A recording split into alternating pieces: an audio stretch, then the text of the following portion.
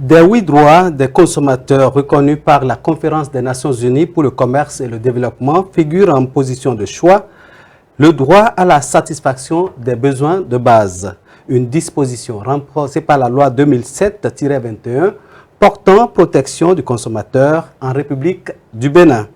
Pourquoi et comment manger à sa faim? C'est le thème de cette émission Tribune du consommateur qui reçoit sur ce plateau notre consultant maison, Monsieur Robin Akrombessi.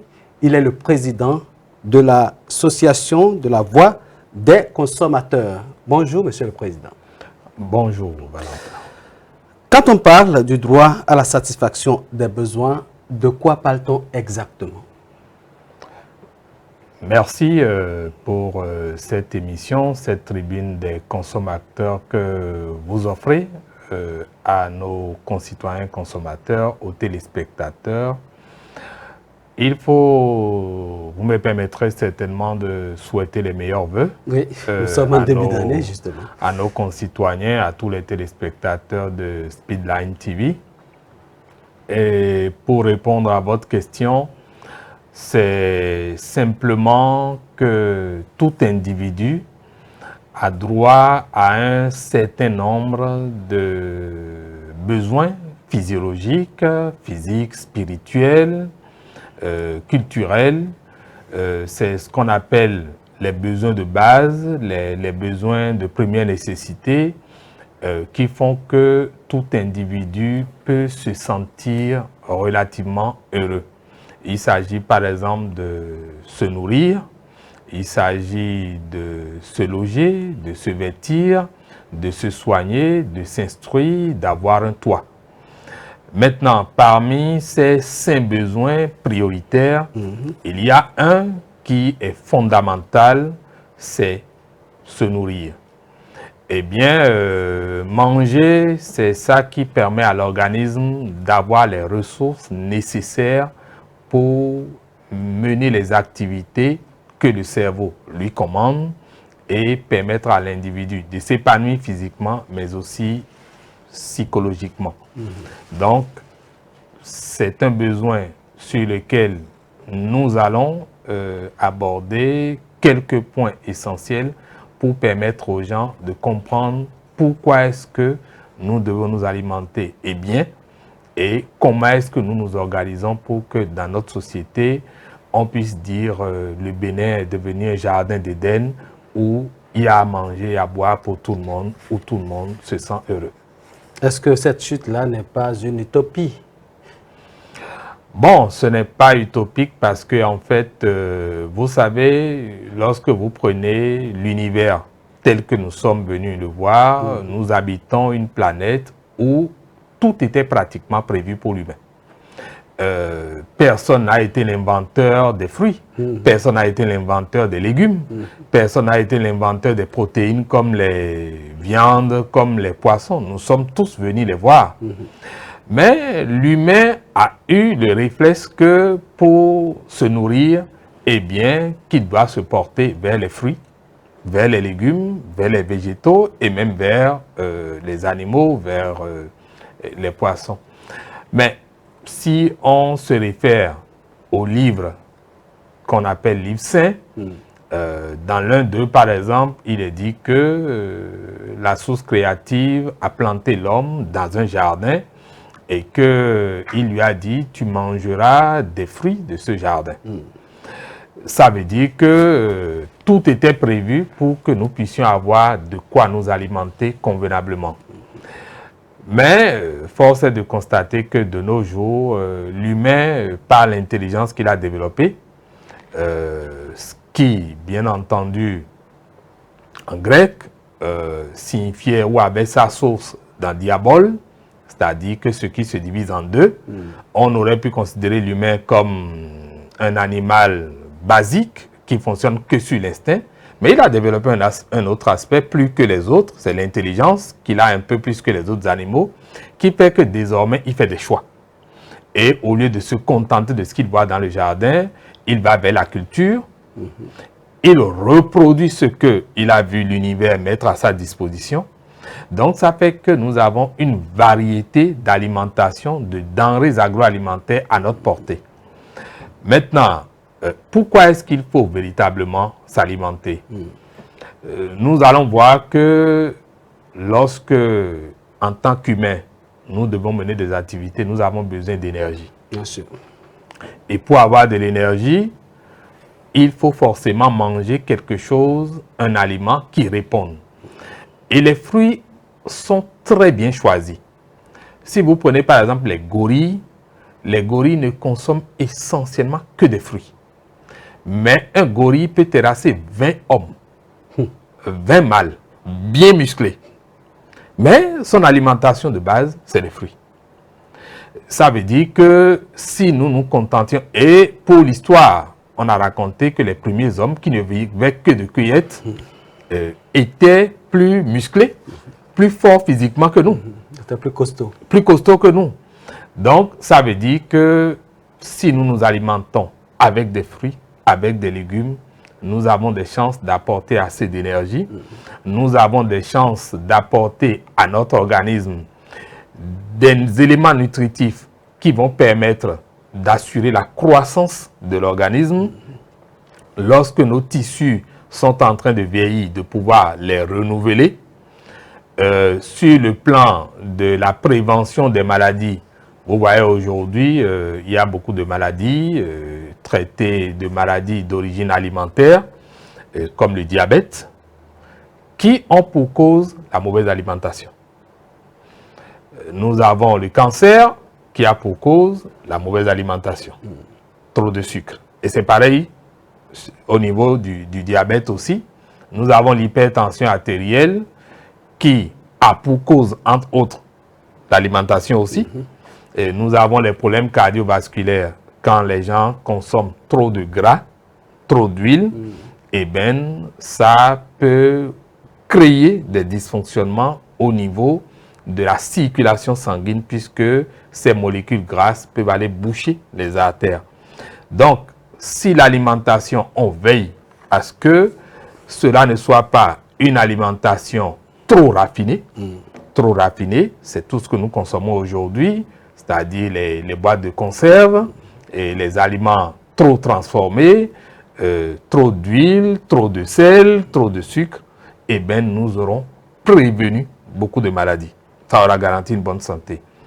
Mais une bonne alimentation a une autre fonction aussi, c'est de garantir par exemple que nous ayons une évolution psychique qui soit en harmonie avec notre évolution physique. Le cerveau, qui est le centre névralgique qui permet de faire fonctionner notre organisme, le cerveau a besoin d'une bonne alimentation. Et vous allez constater, si vous n'êtes pas bien alimenté dans une journée, vous allez voir que pour réfléchir, vous aurez des difficultés. Parce que vous manquez de ressources, vous manquez de carburant pour alimenter le cerveau. Et vous serez très vite fatigué dès que vous faites un peu d'effort intellectuel. Alors, oui, allez-y. Donc, il est important qu'on ait une alimentation riche en protéines, en certains micronutriments, en zinc et autres, en antioxydants, qui permettent par exemple, qui facilitent une bonne croissance de notre organisme, du cerveau. Et d'un autre point de vue, si nous prenons notre beauté, si nous prenons la vitalité, notre humeur, pour améliorer l'humeur, il faut bien manger. Pour réduire le stress, il faut bien manger. Pour être beau, observez bien ceux qui mangent bien, ceux qui mangent pas des aliments qu'on appelle la malbouffe. Vous allez voir, c'est des gens qui naturellement sont beaux. Pour regarder l'organisme, ils sont bien à regarder. Et donc, il est important vraiment de manger pour permettre à l'organisme de répondre aux sollicitations que notre cerveau peut demander. Alors, à l'origine, il y avait plus à manger que d'hommes sur Terre. Mais lorsqu'on regarde aujourd'hui, il y a tellement d'hommes sur Terre que certains ne peuvent pas se permettre de s'offrir ce qu'ils veulent, d'autant plus que les moyens sont devenus limités. Est-ce que vous pensez que cet homme qui avait été donc mis dans des conditions optimales est le même que celui qui évolue aujourd'hui? Je ne dirais pas que c'est exactement les mêmes conditions, mais je rappellerai que les conditions dans lesquelles nous vivons, c'est nous qui les avons créées. Comme je l'ai dit à l'entame, nous sommes passés à la culture, à la réplication de ce que nous avons vu dans la nature, ce qui n'est pas mauvais en soi. Seulement que dans cette forme de réplication, l'humain est devenu l'homo economicus. Et il a eu plus de goût finalement pour l'argent que pour la satisfaction des besoins essentiels. Et donc, en se donnant ou en s'orientant plus vers l'argent, c'est que désormais, il faut monétiser l'agriculture, il faut monétiser la transformation des denrées agroalimentaires, ce qui fait que on rend dépendant désormais des consommateurs. C'est-à-dire que si on n'a pas produit, vous ne mangerez pas. Si nous, on ne gagne pas de l'argent, vous ne mangerez pas. On est allé jusqu'à breveter aujourd'hui un certain nombre d'espèces végétales et les conséquences sont là. Ça veut dire que si vous n'achetez pas ces brevets-là, vous ne pourrez pas produire. Et si vous ne pouvez pas produire, c'est que votre communauté ne mangera pas.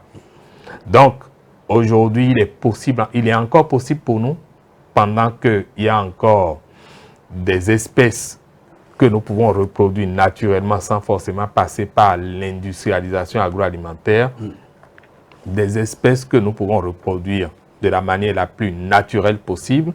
Je ne vais pas parler de modèles écologiques ou de modèles bio, mais de modèles naturels. C'est-à-dire que nous prenons sans utiliser, sans faire recours forcément à trop d'intrants comme les engrais d'origine industrielle, comme les pesticides d'origine industrielle. On peut faire recours à des pesticides écologiques.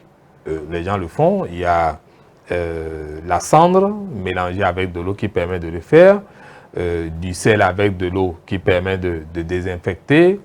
Il y a l'engrais qu'on appelle le compost, qui est simplement un regroupement naturel d'aliments en décomposition ou de végétaux en décomposition dans un milieu où, en mettant de l'eau, en aspergeant et en recouvrant, on laisse se décomposer, qu'on utilise. Il y a les excréments des ruminants, comme des bœufs, comme des moutons, et même des volailles, qu'on peut utiliser naturellement pour fertiliser le sol et faciliter donc la production d'aliments. Et vous voyez, si on se contente de manger le nécessaire, qu'on ne fait pas du gaspillage, qu'on ne produit pas parce qu'on veut conditionner les consommateurs, qu'on veut conditionner des communautés, vous verrez que ce que nous produisons, on aura le nécessaire. Si les gens ont des jardins, des potagers, ou eux-mêmes peuvent produire un peu, on n'aura pas trop de difficultés pour que tout le monde puisse manger. Alors, il est question pour les consommateurs ou les citoyens de changer d'attitude. Entre-temps, on avait parlé d'agriculture par habitation. La notion a évolué, mais est-ce qu'en cité comme Cotonou, comme Porto Novo, comme Parakou, c'est encore possible de le faire? Oui, c'est très possible. Vous savez, bon, il y a des termes assez modernes et très évocateurs aujourd'hui, comme l'hydroponie, comme l'aquaponie, qui permettent de pouvoir produire sans faire recours à l'usage de trop d'eau ou d'une grande parcelle de terre. Et on peut avoir une habitation modeste et avoir un jardin de cases, même dans Cotonou. Il y a des gens qui font de la culture dans des pots qui disposent selon l'espace qu'ils ont, de manière à faire des strates de manière verticale, et ça permet d'avoir un peu de terre, mettre un peu d'eau, et vous pouvez avoir des radis dans votre chose. Vous pouvez avoir un peu de carottes, vous pouvez avoir un peu de choux qui sont produits de manière naturelle. Vous pouvez avoir un peu de tomates, un peu de piment et presque tout. Mais comment le produit pour pouvoir satisfaire tous les besoins de la maison? Est-ce que c'est possible qu'on puisse satisfaire les besoins de la maison? Oui, comme je l'ai dit, Ça dépend de la gestion parcimonieuse qu'on fait. Si on n'est pas orienté vers le gaspillage et on se dit, bon, on n'est pas tenu forcément d'avoir tout ce dont on a besoin dans ce potager, mais on peut prendre une partie au marché et faire le complément à la maison, ou lorsque on voit peut-être qu'il y a de l'enchère au marché, les coûts sont devenus trop onéreux, faire recours à ce qu'on peut produire à la maison. Donc, en combinant les deux, ça va plus soulager. Imaginez par exemple que vous avez l'habitude de dépenser 100 000 francs pour la popote et que désormais vous produisez pour 50 000 à la maison. Ça veut dire que vous économisez 50 000. Vous ne dépenserez plus 100 000 au marché. Vous dépenserez 50 000 et peut-être tout au plus 10 000 pour la production à la maison. 40 000 francs d'économie, c'est quelque chose. Alors, M. Akrombesi, comment manger à sa faim lorsqu'on est dans un pays comme le Bénin? Manger à sa faim, c'est bien possible. Je vais commencer par quelque chose d'un peu atypique que les gens n'ont pas l'habitude d'entendre de la part d'un président d'association de consommateurs ou précisément de Robin. Vous savez, l'univers nous a créé de manière que nous ayons un dispositif psychique bicéphale. C'est-à-dire que l'esprit a deux facettes. Il y a l'intelligence qu'on nous connaît. On sait appréhender les choses de ce monde avec les sens. Le toucher, la vue, l'ouïe, l'odorat, le goût, ainsi de suite. Ça nous permet de raisonner de manière cartésienne. Mais il y a la facette que nous ne connaissons pas souvent, que nous négligeons beaucoup plus, qui est le subconscient. Et c'est cette deuxième facette de l'esprit qui joue tout le rôle. Lorsque le cerveau arrive à convaincre le subconscient que tu es capable de quelque chose, il faut être sûr que tu l'auras. C'est ça que certains appellent la foi dans les religions. C'est-à-dire que tu es sûr que ce dont tu as besoin, ce que tu recherches, que tu l'auras. Qu'il n'y a pas deux possibilités, la seule possibilité c'est que tu l'auras. Eh bien tu seras surpris, le subconscient fonctionne toujours. Tu auras ce dont tu as besoin. Donc le travail que nous avons à faire, c'est de convaincre notre subconscient que nous aurons toujours le nécessaire. Et vous ne comprendrez pas par quelle alchimie l'univers contribuera à vos efforts physiques. Ça ne veut pas signifier que vous allez dormir pour espérer que vous aurez à manger, que la manne tombe du ciel. Mais vous allez voir que dans l'effort physique que vous faites pour avoir le nécessaire, l'univers contribuera pour que vous l'ayez forcément en abondance. Et donc pour nous aujourd'hui, il faut que les gens commencent par se dire, nous ne sommes pas pauvres, nous ne sommes pas malheureux. Que les gens se disent, nous sommes l'abondance même. Et en se mettant dans ces conditions et en travaillant, nous verrons que nous aurons le nécessaire. Alors, qu'est-ce qu'il faut faire au plan physique pour que ça marche? Au plan physique, chacun est censé avoir un travail. Ou tout au moins, dans un ménage, il y a au moins le chef de ménage ou quelqu'un qui travaille, qui permet d'alimenter le ménage en termes financiers ou peut-être agroalimentaire.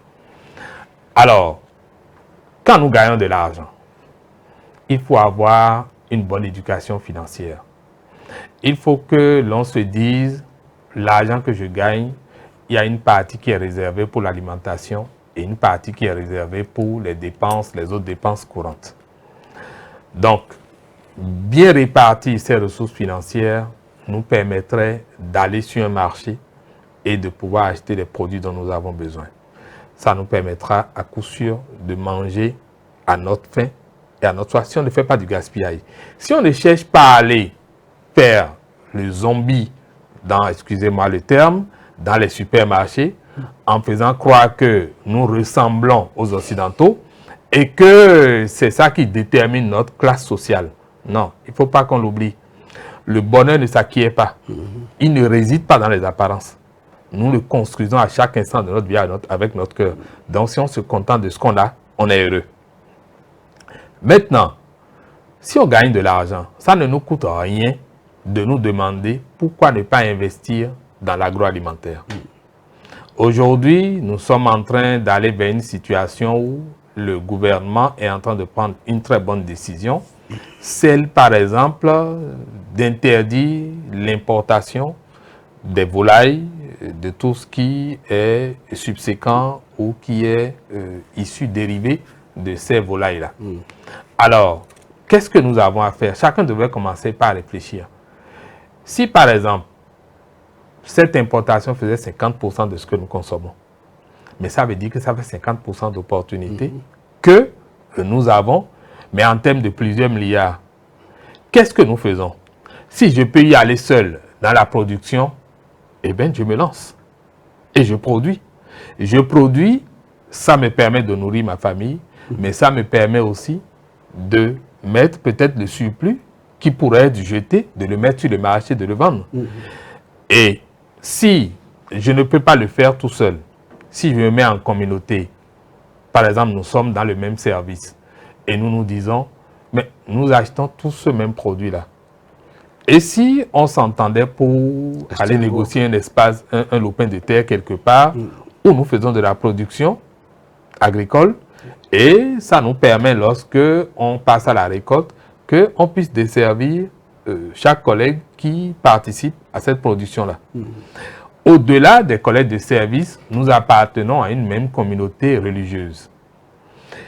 Moi, je voudrais bien proposer à nos communautés religieuses de travailler l'amour que nous partageons spirituellement, verbalement, dans ces communautés-là, qu'on soit musulmans, chrétiens ou bien de nos religions endogènes, qu'on se dise, mais si nous travaillons à produire des fermes, à développer des fermes ensemble, nous aurons suffisamment de denrées agroalimentaires, plus que les paysans seuls n'en produisaient. Et dans ces conditions, la loi de l'offre et de la demande jouant, plus il y aura de production de denrées sur le marché, plus les prix vont baisser. Et plus les prix baissent, comme j'ai dit, dans toutes les conditions, soit parce que nous aurons produit nous-mêmes une partie qu'on aurait moins à dépenser, donc on pourrait acheter conséquemment pour manger bien, plus nous aurons produit ensemble et que les coûts vont baisser sur le marché, plus nous pourrons avoir à manger. Et nous n'allons pas produire pour nous intoxiquer nous-mêmes. Nous n'allons pas produire pour nous empoisonner nous-mêmes. En produisant comme ça, surtout que nous ne sommes pas dans la logique industrielle, nous irons avec les intrants naturels. Et si nous produisons des intrants naturels, ça veut dire que nous avons produit sain et que nous aurons produit en quantité pour que tout le monde puisse trouver à manger. Et ça aura été l'une des solutions, des alternatives les plus simples pour que les consommateurs béninois mangent. Et je ne finirai pas de rajouter que l'État, ayant la responsabilité de garantir à tous les citoyens la satisfaction des besoins de base, dont l'alimentaire, dont se nourrir, l'État va trouver les mécanismes par lesquels il pourra, soit à travers la régulation des prix sur le marché, soit, imaginez par exemple que l'État dise, bon, ceux qui veulent investir dans la production agricole avec les moyens de bord, bon, on facilite des acquisitions de quelques outils mécaniques pour pouvoir produire et pour que ça leur revienne moins cher.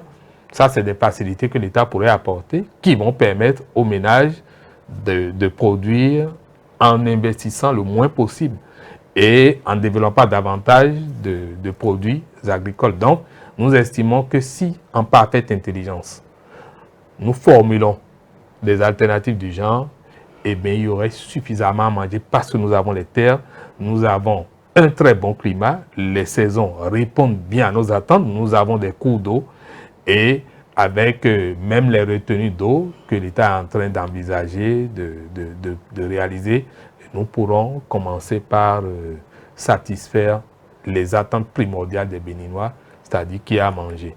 Est-ce que vous pensez qu'un jour on va y arriver? Parce que là, le gap entre les plus riches et les plus pauvres augmente chaque jour. Comme je l'ai dit quelle est la politique qu'il faut mettre en œuvre pour y arriver? Non, et il va falloir que nos politiques commencent par voir plus dans le sens de l'amour, dans le sens du partage que autre chose. parce que c'est ça le rôle de l'État. L'État s'assure que tout le monde puisse avoir assez. L'État garantit à tout le monde de vivre avec l'essentiel, l'optimal. Et quand nos politiques vont commencer par œuvrer à travers des lois, à travers des décrets, à travers des décisions, pour que ça facilite plus l'accès aux denrées agroalimentaires, vous allez voir qu'atteindre la suffisance alimentaire, l'autosuffisance alimentaire, assurer la sécurité alimentaire, ça va devenir la chose la plus simple. Ça n'a rien d'extraordinaire et il suffira d'une bonne volonté politique. Mais la volonté politique partira des populations elles-mêmes. Les populations, les consommateurs doivent comprendre que nous élisons des dirigeants et que c'est ce que nous souhaitons que les dirigeants doivent faire. Donc, nous devrions de manière courtoise formuler nos requêtes et le rappeler tous les jours à nos dirigeants. Ils finiront par comprendre la nécessité de satisfaire nos attentes. Ça ne saurait en être autrement. Et si nous restons dans la logique de convaincre notre subconscient, vous verrez dès que nos subconscients individuels seront convaincus, ça va avoir un effet redondant automatiquement sur notre communauté et tout le monde pensera comme ça, les dirigeants aussi penseront comme ça et nous serons ce jardin d'Éden dont je rêve. Je suis persuadé que nous pouvons y arriver si nous nous y mettons tous avec le cœur. En quelques secondes, votre mot de fin. Une fois encore, je vous remercie pour ce plateau. Je remercie aussi le promoteur de cette chaîne. Et j'invite chaque consommateur à commencer par penser et à être convaincu que nous pouvons arriver à manger à notre faim, boire à notre soif, si nous apprenons à travailler ensemble, si nous apprenons à produire assez de denrées agroalimentaires ensemble. Des alternatives sont possibles. Il suffit que dans chaque communauté à laquelle nous appartenons, religieuse, sportive, professionnelle, que nous réfléchissions ensemble à des projets de développement de fermes agro, pastorales et autres. Et vous allez voir, il y aurait à manger pour tout le monde. Voilà, mesdames et messieurs, chers amis de Speedline, merci d'avoir suivi cette tribune du Consomme Acteur. Restez sur Speedline pour d'autres numéros plus croustillants.